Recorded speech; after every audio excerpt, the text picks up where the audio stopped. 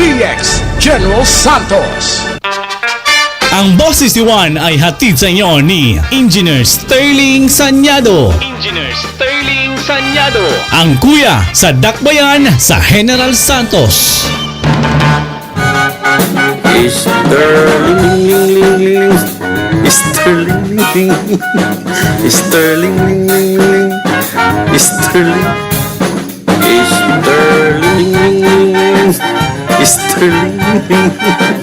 Sterling,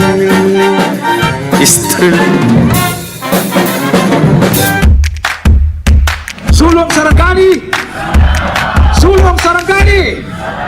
I'm inviting you all to participate in this quarter's nationwide simultaneous earthquake drill. Sabay-sabay tayong mag-duck, cover and hold dahil bida ang handa.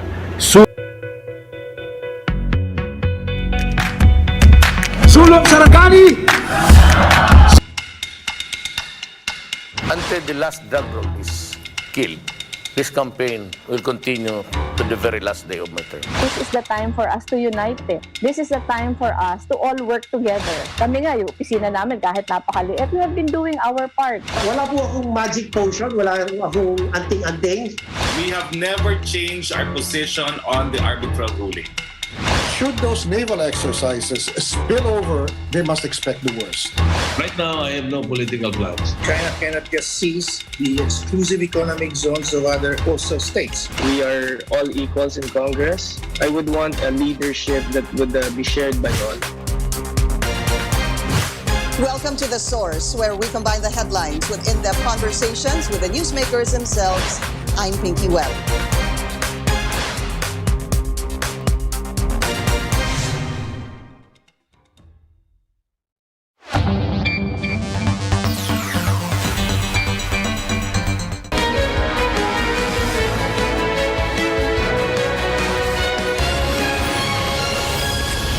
This is Newsnight, where we go above and beyond the headlines. I'm Pia Ontiveros. Tonight on the program, just days before the deadline for substitutions for the 2022 elections, Davao City Mayor Sara Duterte withdraws her re-election bid in a move that fuels speculations she will run for a national post.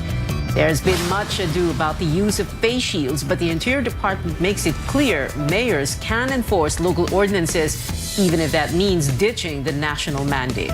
And a major comeback for two big stars in local show business, the first changing his TV network and the other returning for a TV drama after 7 years.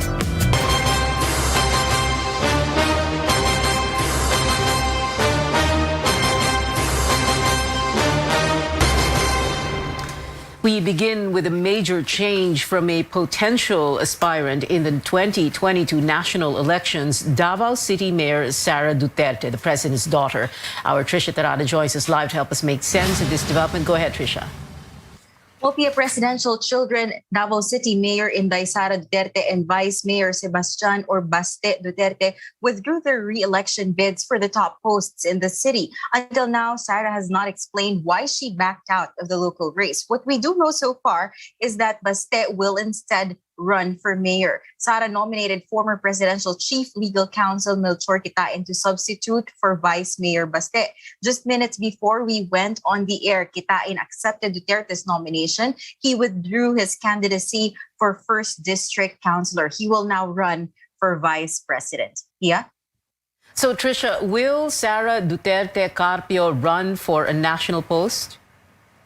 Well, we can't say for now, Pia. Sara did not say why she withdrew her candidacy for a third term. There are a lot of speculations up to this moment. A number of groups have been urging her to run for president. Just 2 weeks ago, Sara and presidential aspirant Bongbong Marcos met with Cebu Governor Gwendolyn Garcia, and inevitably, this sparked up talks about a possible team-up. The Marcos camp described the Cebu meetup as a beautiful coincidence, but Sara Duterte has already repeatedly said that she is firm on not running for president. Another question is, can she substitute? Well, as it stands for now, she cannot.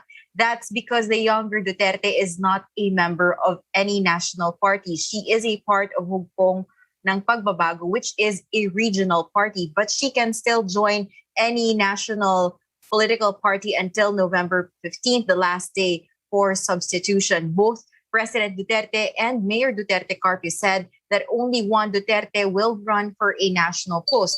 President Duterte did not push through with his vice presidential bid and announced that he will retire from politics. But weeks after that, the president is already considering to run for the Senate. Although, Tricia, she could take an oath to become a member of the PDP Laban, or she could run as an independent. Well, many possibilities, many permutations there, right? Right. Yeah, that's right. For now, we just really have to wait. What will come up in the coming days? We still have roughly a few days, more than a few days before the closing of the substitution for national elections. Back to you, Pia. Trisha Tarada there reporting. Now, after Sara Duterte's announcement, vice presidential aspirant Senator Bongo hints at, quote, possible changes in the coming days. Go turned emotional in a speech in Antipolo, Rizal. Itong problema about the substitution dito sa politika.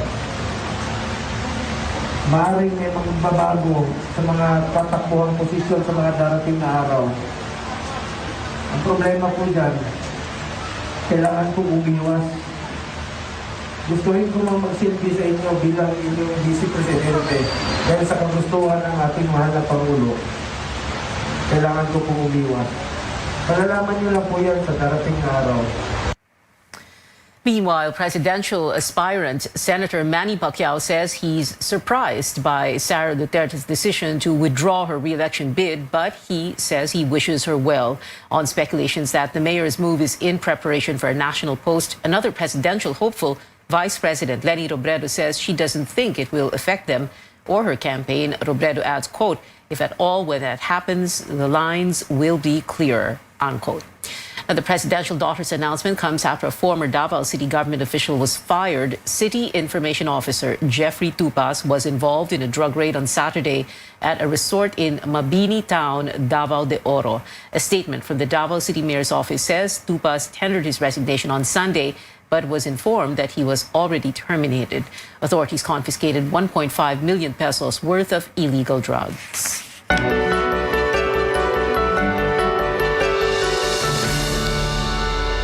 A recent social weather station survey shows 18% of adult Filipinos are still unwilling to get the COVID-19 vaccine. The national government is now looking at providing more incentives and a possible mandatory inoculation to address vaccine hesitancy and preference to achieve herd immunity. But are these the right solutions? Carolyn Bonkin has that story. Dahil bakunado ka, aba panalo yan. Sali na sa Bakunado Panalo Raffle. One lucky vaccinee may go home a millionaire by end of the year. A huge pot of money is up for grabs for those who will get vaccinated until December. It's just one of the health department's efforts to encourage people to get inoculated, as a portion of the population remains vaccine hesitant. The national government also asked local officials to give incentives.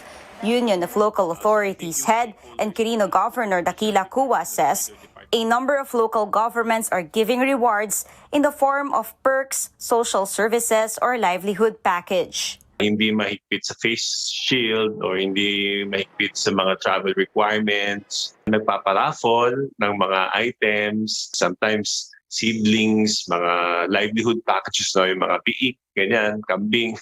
But Cua says incentives alone won't work. Getting the right information to the people is needed to address vaccine hesitancy and preference. Hesitancy mostly has to do with lack of information or having different or wrong information. Kasi syempre ang hirap nung pinipilit natin eh. Pero pag napaliwanagan, baka mamaya makumbinsi naman sila. League of Municipalities head Mayor Chavit Singson says that's what they're exactly doing in Narvacan, Ilocos Sur.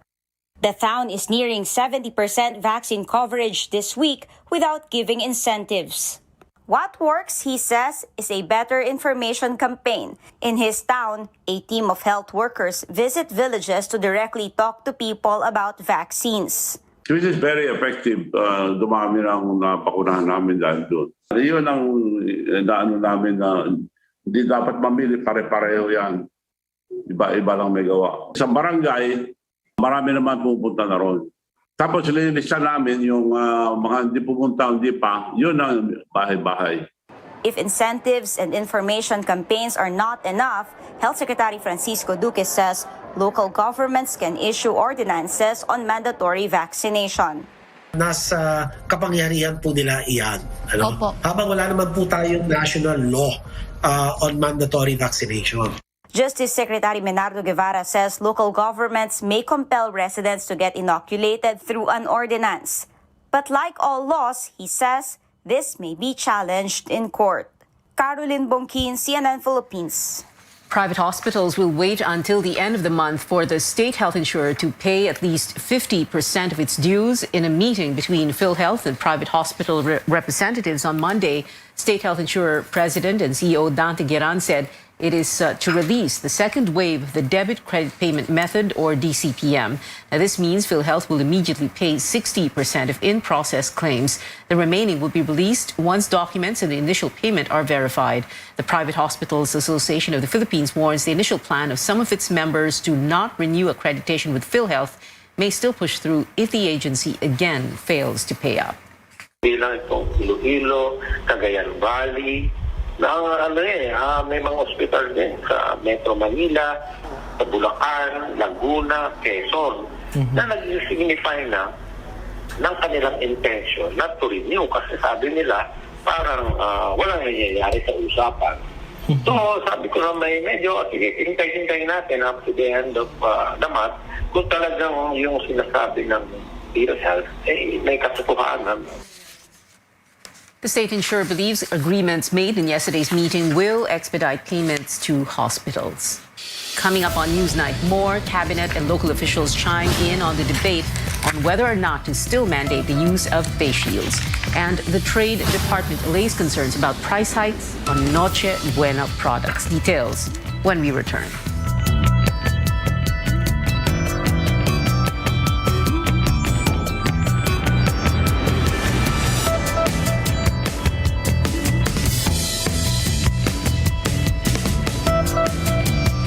Love is all about time. Di minamadali ang pagpapasarap. Like the love in every Pure Foods ready to eat. Slow cooked and ready in 8 minutes. Para may time ka sa mga mahal mo. Because love takes time. Kabilang ba kayo sa mga Pilipino na nahihirapan sa mga transaksyon dahil wala o kulang ang mga valid IDs? Huwag nang mag-alala dahil narito na po ang PhilSys, ang identification system ng bawat Pilipino. Para sa Step 1 registration, pumunta lang sa register.philsys.gov.ph para makapag-register sa PhilSys online. Ito ang PhilSys, ID natin to. Pogino! Dahil yan sa vet-approved Nutri-Chunks Coat Shine. With active boost and prebiotics na pampalisto. Made with real salmon goodness and omega-3 and 6 for healthy skin and shiny coat. Kita naman, di ba? Listo, ganado sa Nutri-Chunks Coat Shine. I'll be teaching you how to make a salty dog, which is typically a vodka-based cocktail, but as a gin lover, we're changing it up to make it even better. For this, you'll need, for the tools, grab your lemon wedge and apply it on the mouth of your glass. Grab your salt and dip in the mouth of your glass to create an even layer. Grab your cocktail shaker and pour your grapefruit juice, your lime juice, and your simple syrup. Lastly, our GSM Premium Gin. We're going to fill our shaker with ice. Now, shake. Get your glass and carefully add in some ice. Pour our cocktail. Then a grapefruit wedge. And here it is, your salty dog made with GSM Premium Gin.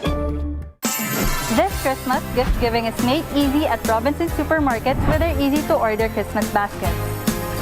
Here in Robinsons Supermarket, our customers can choose from pre-made, vendor exclusives, a basket for World Vision, and fruit baskets. We also have dessert and platters, which are available in select Robinsons Supermarket branches. Our customers also have the option to create their own baskets based on their preferences and liking. We offer a wide variety of baskets for as low as 150 pesos up to 3,500 pesos depending on your budget.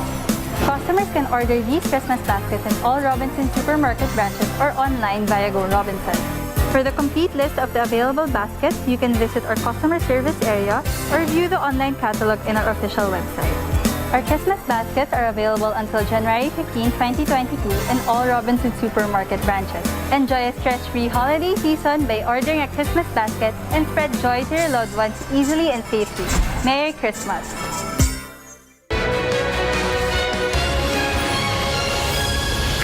Welcome back to CNN Philippines. The Interior Department clears the air on local ordinances on the use of face shields. Interior Secretary Eduardo Año says the executive orders issued by several mayors no longer requiring the use of face shields are enforceable, saying the situation is different now. Even Justice Secretary Manado Guevara and Trade Secretary Mon Lopez back Año's position.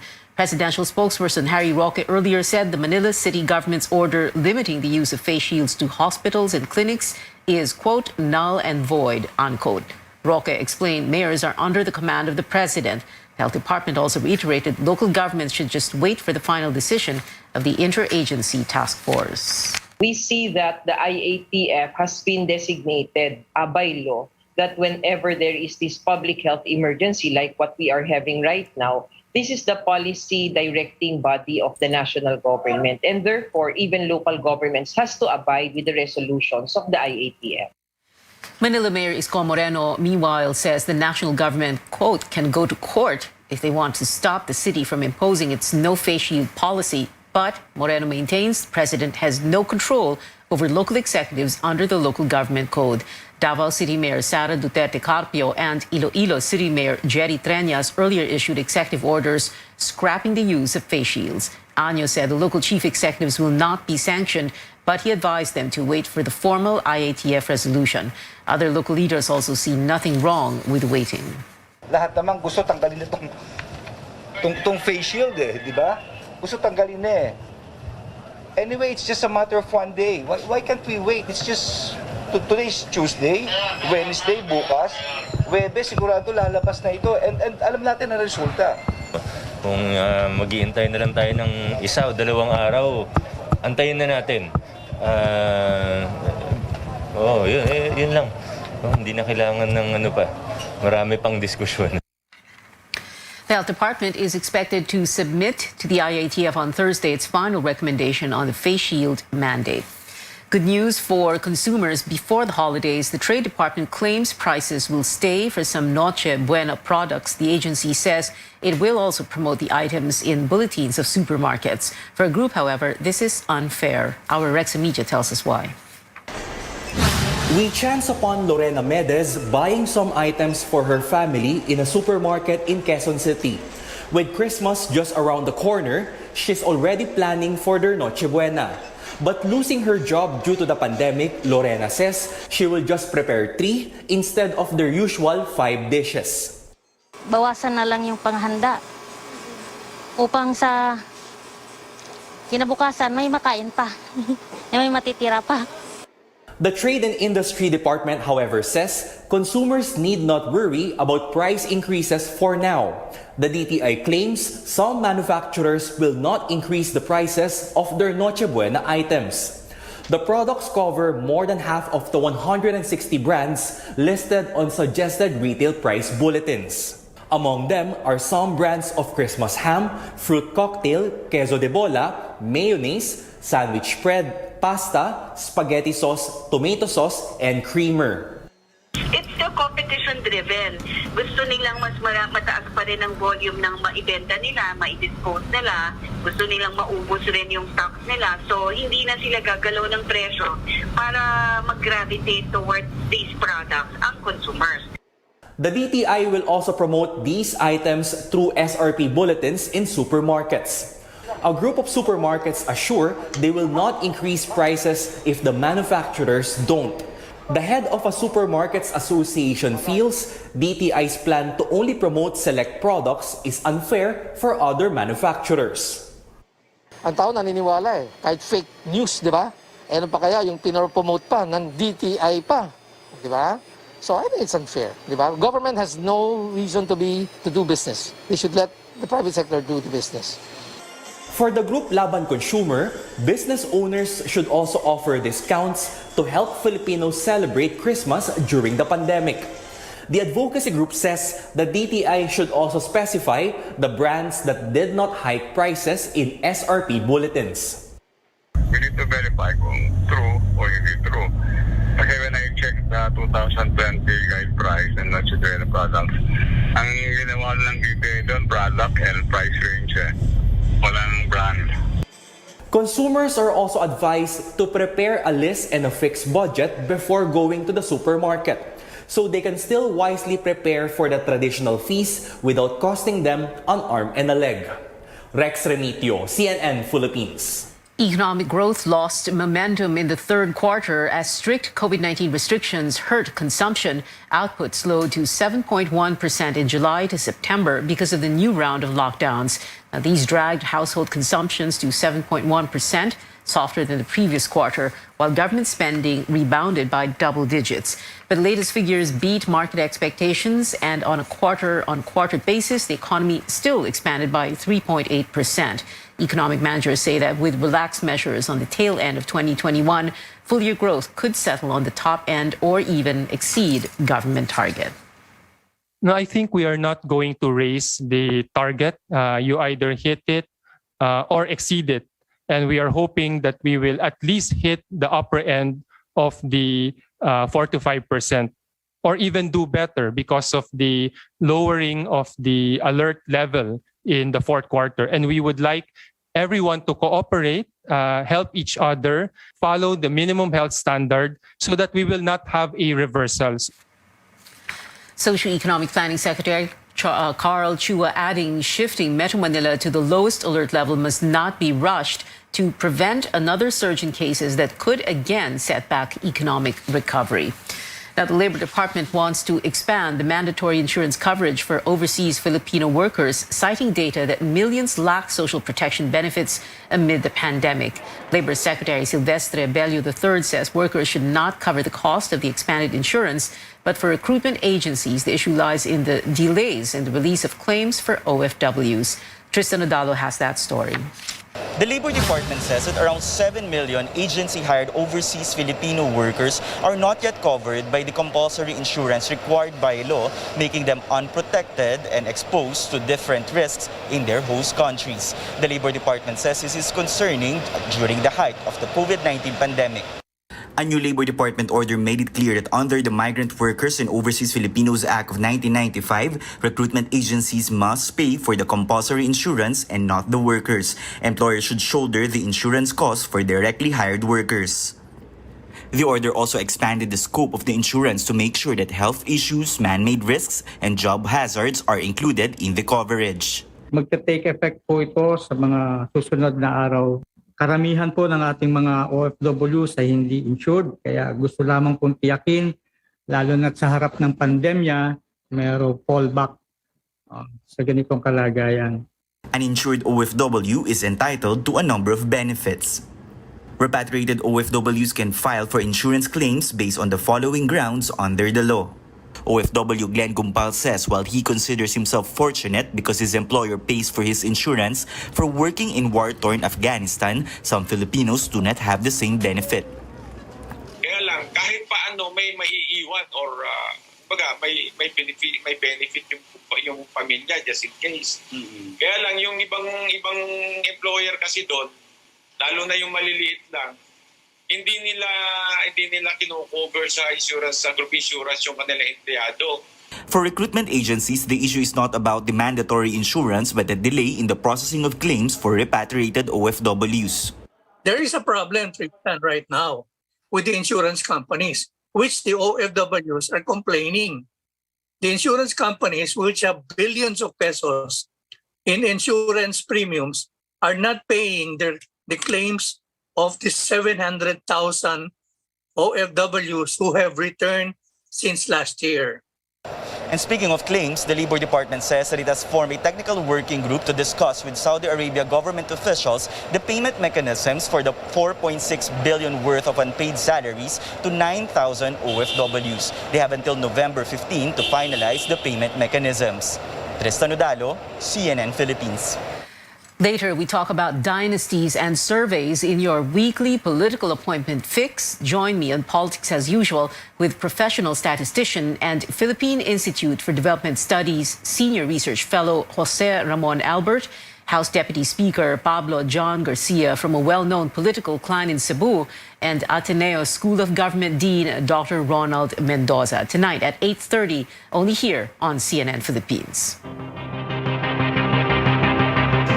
Dynasties and surveys, two things in Philippine politics we both can't seem to live with and can't live without. Tonight, we'll try to make sense of them.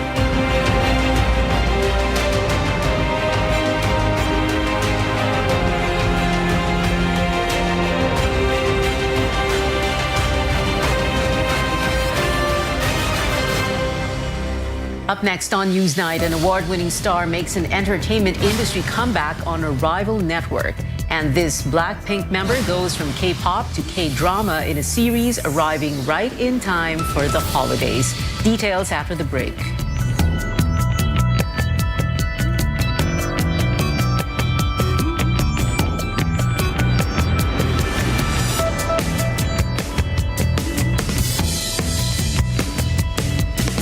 Breakfast bago mag-class? It's so easy.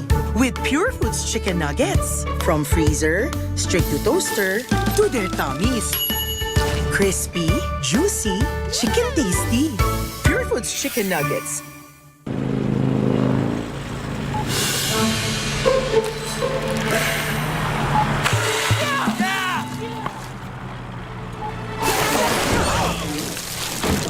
Discovery Plus has arrived in the Philippines. Your new home of larger-than-life entertainment and unforgettable characters is here. Subscribe now at 129 pesos for the first year. Don't miss out. Amid the darkness, look on the bright side. Through the years, San Miguel Pale Pilsen has brought people from all walks of life together, helping shape local culture through music, fashion, and the arts. This holiday season, to commemorate the brand's timeless taste and signature style, this iconic Filipino beer is releasing a limited edition Iconic Can, featuring a collaboration between two award-winning visual artists. One highlights the work of legendary cartoonist and national artist for visual arts, Larry Alcala.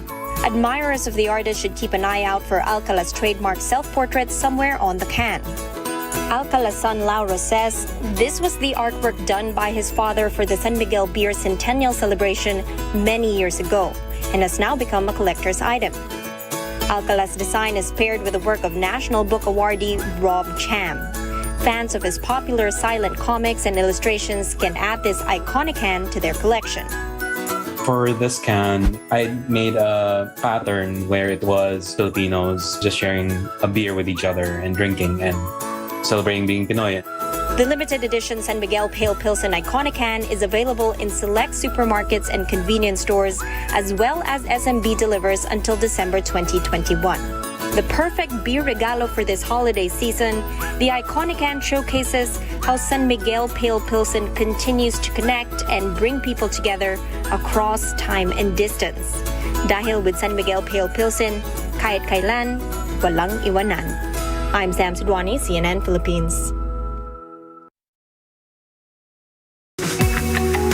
The home is where your heart is. Because of this pandemic, it's not only where your heart is, it's where your family is, it's where your work is. The home has become sort of a unifying element in your life wherein everything begins at home. We've had so many silver linings with this pandemic, and we realize that it's really important that you now prioritize your home, always fill it up with love and happiness, and continuously have new memories in spite of the pandemic.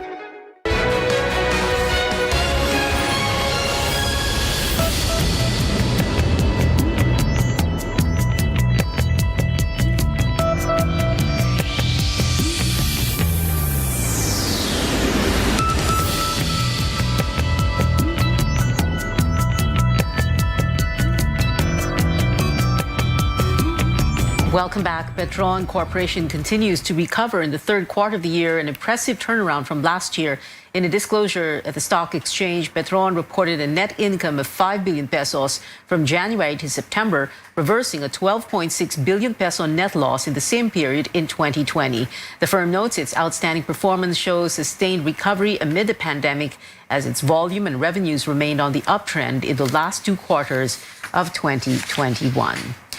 Exciting updates from 2 megastars, one making a network switch and another acting in her first teleserye in 7 years. John Lloyd Cruz is officially a Kapuso, the multi-awarded actor signed with GMA Network, where he made his showbiz comeback in June to co-host a TV special with Willie Revillame.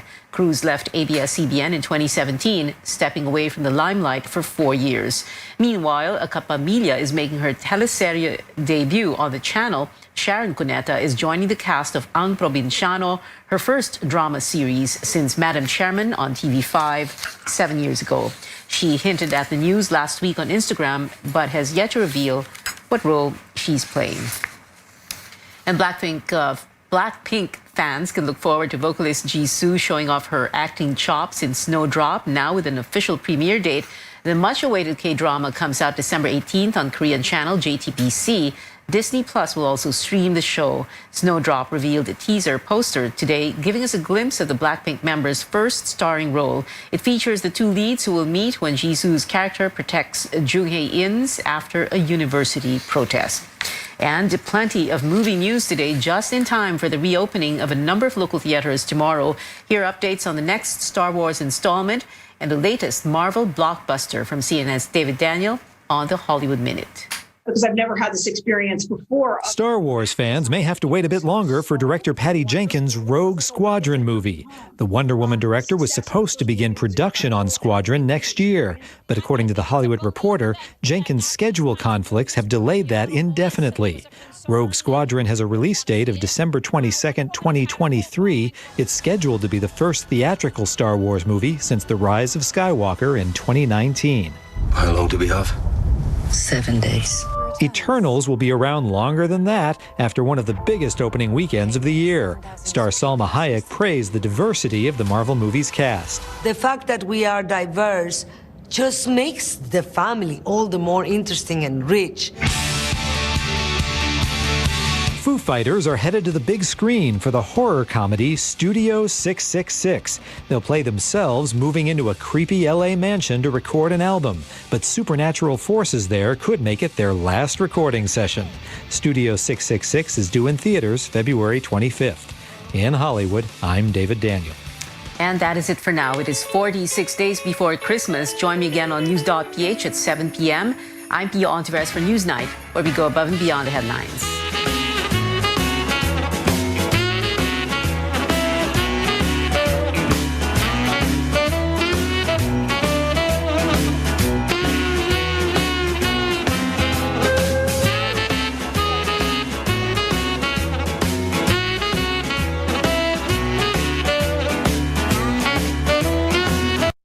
This program is brought to you by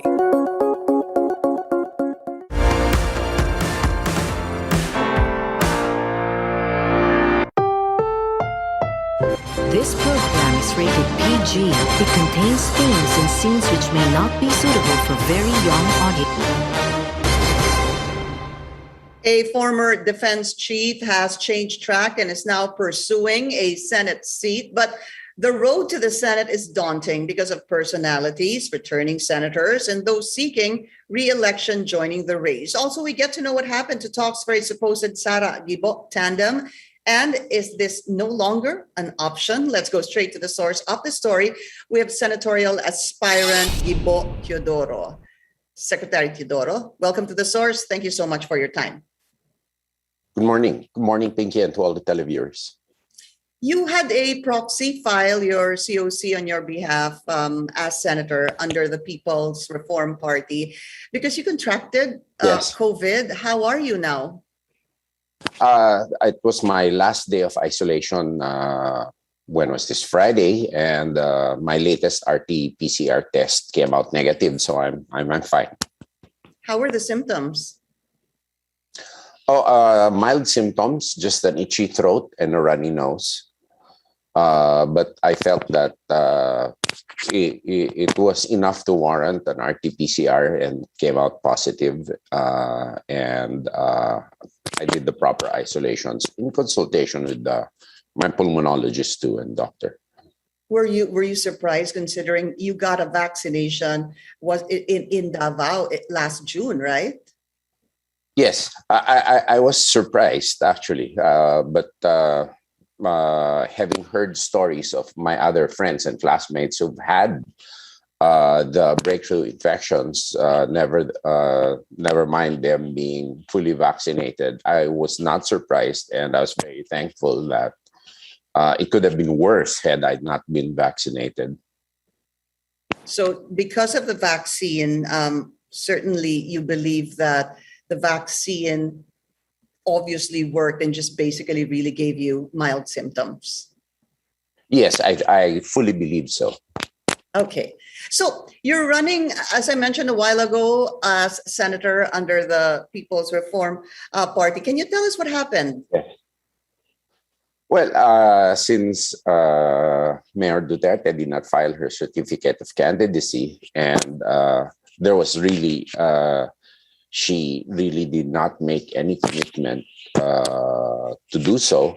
Upon consultation with close advisors, friends, most especially the public through the Gibo.ph website and Facebook page, running for senator was their advice, and heeding their advice, that's what happened. When did you last speak to Mayor Sara Duterte? And was there ever a time that she personally told you that she would just run as mayor? No, there was no time that she personally told me that. And all the time that we talked, we were trying to shy away from the issue of elections. We talked about COVID recovery, economic opening, the complexities of running a major commercial area like Davao. And there was no talk about any elective position whatsoever, you know. So you just found out that she wasn't running as president, or that she would just run as mayor through the media and through the announcements made by the mayor on social media. Yeah, the several announcements, I believe, from the start, and from the first announcement when she said she wasn't interested, and the most telling statement is that she wanted to remain free and independent, a feeling which actually resonates with me too. In terms of being free from political shackles or whatnot, then I really believed in the statement. We understand, of course, that November 15 is still the end of the substitution process. Do you think, or are you hoping that Mayor Sara Duterte Carpio will change her mind? Right now, that's really a decision for her to make. Obviously, a lot of people are hoping. However, I have filed my COC for senator, and for me, I'm going to concentrate on that. Throughout my political career, I've been upholding a party, somebody else's agenda. This time, that's why I joined the political race, was to pursue a transformative agenda, which will take some time. You know? And that's the reason why I went back to politics. Post-pandemic, there's an agenda that we must transform the country. The past cannot be the future anymore, particularly with a fast-shaping world with disruptions and innovations happenings around the world. And that's why I decided to join again. But you said, of course, this is obviously, as we all know, the choice of Mayor Sara. But are you personally hoping that she would change her mind? Right now, I'm. If she would change her mind, there would have to be a very, very good and big reason for it, and that's within her and for her to decide.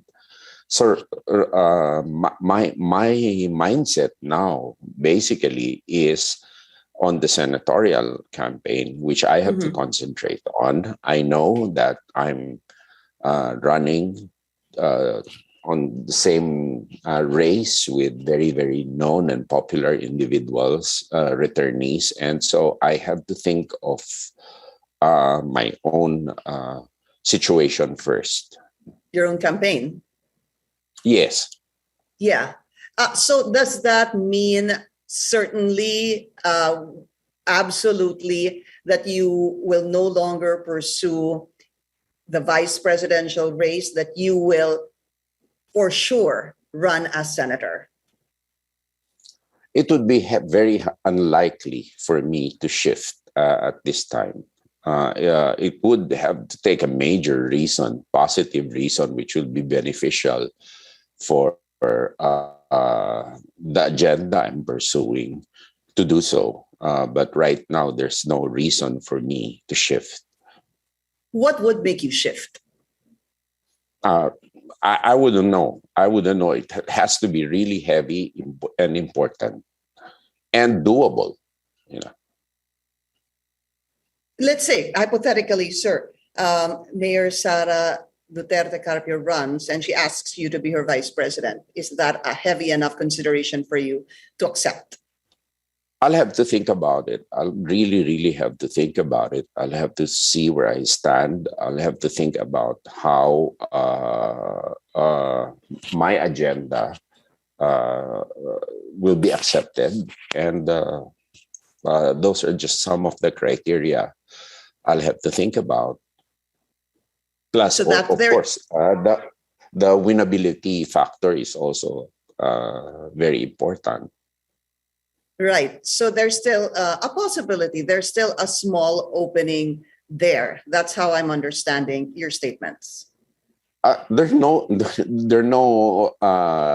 no yeses, firm yeses or nos. But right now, it's highly unlikely. Let's put it that way.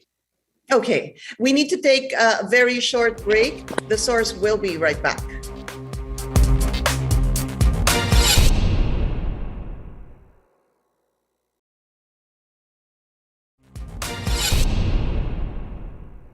You're watching The Source on CNN Philippines. I'm Pinky Webb. Our guest today, senatorial aspirant and former Defense Secretary Gibo Teodoro. Sir, so I understand, of course, your track of mind right now is obviously to pursue your senatorial bid. But I just want to ask, who are you inclined to support as president and vice president, given those who have filed their COC so far?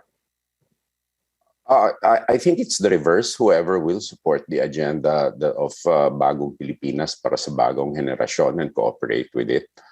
I think I joined the People's Reform Party so that I'm independent to pursue that agenda. And right now, I'm just concentrated on pursuing that agenda, building my base.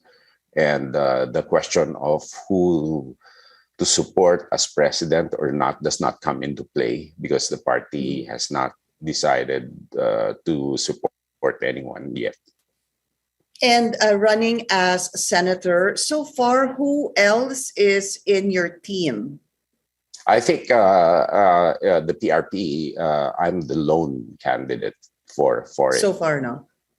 Yes. Yeah, because there's talk on presidential spokesperson Harry Roque. He said that his decision to run is something that he needs to still ask Mayor Sara Duterte and President Duterte as well. So far, it's you right now part of the team. Yeah. It's something that you mentioned. You mentioned a while ago, no, sir, that there's a lot of personalities. Even I said that a while ago. Even re-electionists, returning senators, popular personalities vying for the Senate seat. How difficult do you think this election will be for you? It's admittedly going to be difficult, given that I've been away from the political scene for quite some time. And you're going against popular names. And I know that really the personality counts for a lot in local politics. But hopefully this can be overcome by the networks and relationships I've developed throughout the years, particularly with local leaders and other politicians, and social media now has a very, very great impact, and hopefully that will level the playing field, so to speak, insofar as I'm concerned. You were talking about social media. I think it was back in February that you had changed your Facebook photo to a check. You added, I think, a check and changed it to green. And Yes. it somehow sparked the return, a political comeback for Gibo Teodoro. What happened back in February? Well, I think that's when the final decision within the family,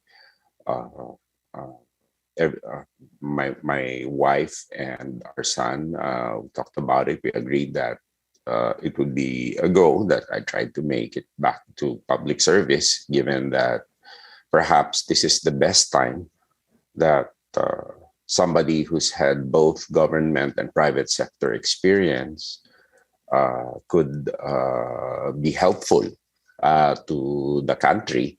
And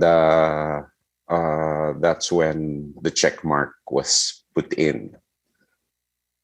But what pushed you? What made you say that 2022, I'm going to make a political comeback? No, actually, it was a long process, and it was a process of the pandemic too. That for in any time that perhaps the country would need my services, or the country would have the option, should they wish, to avail of my services and expertise. Mm-hmm. And my family also talked to me about it, that it's the right thing to do at the right time, where there's no one person who probably has the monopoly of solutions, the monopoly of wherewithal, the monopoly of skills needed to run the country, but everybody should pitch in. And my family told me that, I mean, it's your duty to the country that you do so. And that decision was come up and came from there. But there were a lot of people also who were asking that since even before the pandemic, bumalik ka na, why don't you give it another go? But there was no compelling reason at that time. But after the pandemic, I think this is as compelling a reason as possible, as you can have, rather. Right. Because it was you were gone for, well, in the public eye, I'd say for about 11 years, maybe 10 to 11 years since the 2010 elections, Niuba. So I didn't see or hear much of you in the past years. And then it was a surprise, in fact, for a lot of people when you made your way to Davao City. And I remember even Secretary Andaya, Congressman Andaya, saying, this Mayor Sara Gibo is a done deal. What was so done about that back then? That's what that's perhaps what he felt. He explained that's the vibe he felt, and he was really, really excited about the possibility. He gave that statement, and he gave that statement in full faith and belief that it would have been a good thing for the country. However, such was not to be. And so yeah. Yeah, he believed that. Did you believe that as well?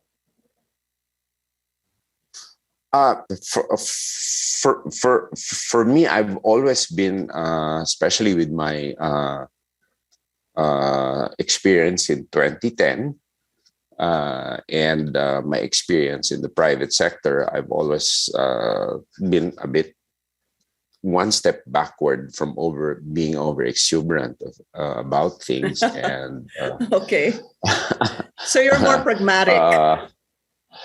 Actually, not even pragmatic. Yes, pragmatic in a sense, and conservatively so. Okay. I wanted to ask you, when your family was discussing this, and even friends, that maybe it's time to make a political comeback, what was foremost in your mind? When you say political comeback, did you think, well, I want to run as vice president, I want to run as president, or I want to run as senator? Was there an option A for you? What was option A? My experience in the private sector is that the majority of the experience in institutional private sector was as an independent director. Basically, as one who views you're part of the institution, but you're there to have a second look at things and view things on a macro perspective. And that's perhaps how a vice president can be really, really beneficial to an administration or to a president. And you can also give in positive inputs on an independent basis as you see things, and you can backstop. And so the vice presidential role would have really been perfect. Plus, I could go around the country advocating for and asking questions about what the young feel the future should look like for them. It would have been perfect, and but such is not to be as of this day. And so I'll still continue the movement. That is a commitment, and try to work within the legislature to shape, to introduce more efficiencies into the government, and try to make things easier for the private sector and for any citizen to deal with the government. So really, option A was to run as vice president, but because that didn't pan out, option B would have been to run for the Senate. I wanted to ask you before we go on a break, Sir Secretary, what happened? Why did you reject or did not accept President Duterte's offer? Weren't you offered twice as to become once again the Secretary of National Defense? Well, at that time, I just had taken on two new assignments in the private sector. Secondly, I was busy with my family and with my mother too. I was in government for how many years, and we didn't want at that time to have disruption once again in our own family. Given my mother's alone, and basically there was no need, a compelling need to do so. Like Secretary Lorenzana is doing a good job right now. I can't say I would have done better than him. However, this situation, to me, I feel that each and every Filipino should offer his or herself the best way he or she can do, because it's a different world right now. Well, sorry, just a follow-up on this before I forget. Have there been feelers from other parties to adopt you to be part of their senatorial slate? There have been, and I'd rather they announce it rather than me. There have been. Okay, so there's a big possibility that you'll be adopted by other parties. Well, hopefully. Hopefully. Okay, all right. So we want to talk about, if you win, what will be your priorities? But we need to take a very short break. The Source will be right back.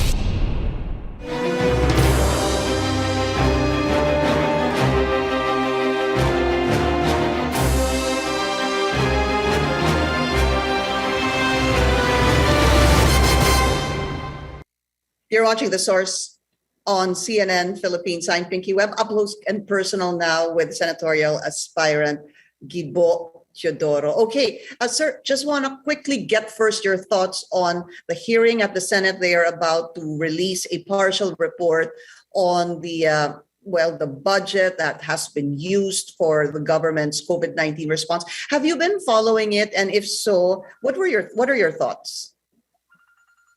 Well, I've been following it, and where there's smoke, there's fire, and it should be pursued by professional investigators in impartial way, and whoever has done something wrong should suffer for it, basically.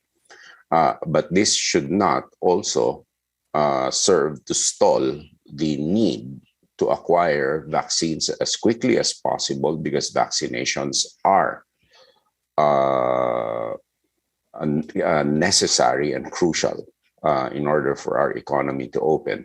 Secondly, it also opens eyes in what we need to do and the trust that the public needs to put in government for that. What other countries did and could not happen here was they invested in an emerging technology at source without even the surety that a workable vaccine would do. No, so they were at the head of the line in acquiring vaccines. We have to be able to get the trust of the public in order to do that, and we have to have the flexibility to do that. If not, we'll be at the end of the line always. And that goes to our interconnectivity. For example, our digital infrastructure and our digital architecture, which is really important. Off-the-shelf solutions will not do for us. And we have to invest at source We have to have the capability to do that, both for commercial purposes and for national security purposes. What are, I guess, in summary, when we talk about the government's response, would you say you're satisfied, above average, below average? How has government done so far? You know what? We with the kind of law that we have, and with the logistical nightmares that even private individuals face in this country, it wouldn't be surprising that the response would be that way. We need now, we realize rather, we have awakened to the need that the Philippines really needs an advancement in logistics, in infrastructure, in storage facilities, in building up the capabilities of our local governments. Not all local governments, but at least certain hubs that can serve weaker or less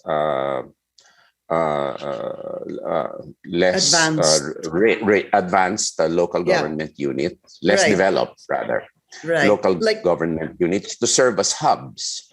And that would ease our problem a lot.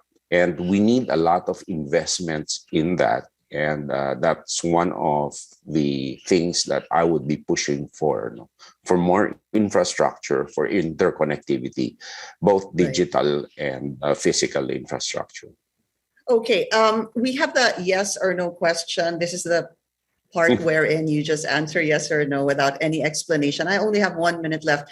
I hope you don't mind, sir. So the first is, are you in favor of easier public access to the SALN of the President, Vice President, and members of Congress? Yes or no? I've always done it. So the access has been always easy for me. So yes. Do you support lifting foreign ownership limits in the Constitution? Yes, I do. Actually, yes, I do. Are you in favor of the reimposition of death penalty for drug-related crimes?